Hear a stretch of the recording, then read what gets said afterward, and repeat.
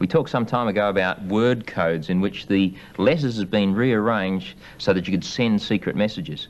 Word codes are not the only kinds of codes, however. There are also picture codes as well, and for thousands of years people have been drawing pictures to convey messages. In fact, here's a picture that was found on a wall of a cave in France. Nobody's quite sure how old it is, but they think it may be as old as 15,000 BC.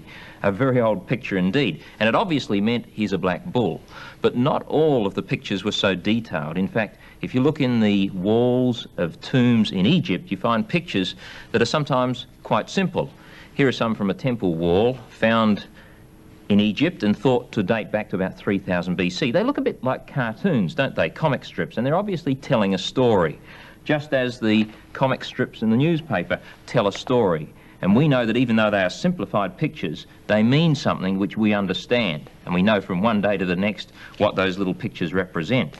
And so the Egyptians were, in a sense, telling stories with their pictures. Here's some more from Egypt. Here's a painting from a tomb once again, and it obviously is talking about a river outing between a nobleman and his wife on their boat with their servants. It's fairly obvious what it's saying. We think that one dates back to about 2000 BC.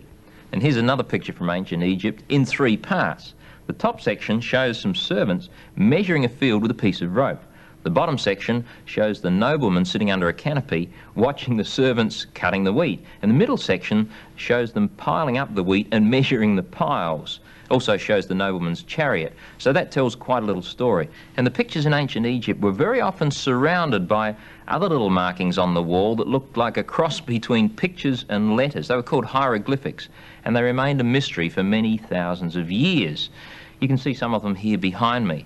But then, in 1799, a French soldier in Napoleon's army discovered a stone in Egypt, and it's called the Rosetta Stone. And that was the key to deciphering or decoding many of the hieroglyphic markings in Egyptian tombs. With that, many of the stories were able to be unravelled, because it was possible to find out what some of those little markings meant in terms of the letters that we know today. And so picture codes were broken because of the Rosetta Stone, a very important finding indeed. Now you might be saying, was it only the Egyptians who had these picture codes? No, it wasn't. Many different peoples had picture codes. In fact, the Chinese had some very interesting ones. Thousands of years ago, to communicate about a fish, they might draw a detailed picture of a fish like this. As the years went by, they found ways of simplifying that. First of all, they found it was easier to draw vertically rather than horizontally. And then they started dropping out some of the detail and drawing a very simple picture like this. Now you can see that it still represents a fish. It's called a pictogram. It's a simple picture of the original thing. A few other lines here, and that meant the same thing. And then as the years went by, it became simpler and simpler still. It became more stylized and eventually looked like this. You might say that doesn't look much like a fish at all. No, it doesn't, but it still meant the same. And provided you understood the language, you understood that symbol. Well, you might say, is it only ancient people who use picture codes? No, it isn't. We use picture codes today, don't we? For example, as you walk around the streets, as you walk around buildings, you very often see pictures and you know what they mean. For example, if you see this sign alongside a highway, a knife with a fork crossing over the knife, you know as well as I do that it means there's a restaurant nearby. What does it mean if you see a circle with a horizontal line through the middle of it, some little squiggly bits up that end, smoke coming off it like this? It means, of course, that this section of the train or the bus is for smokers.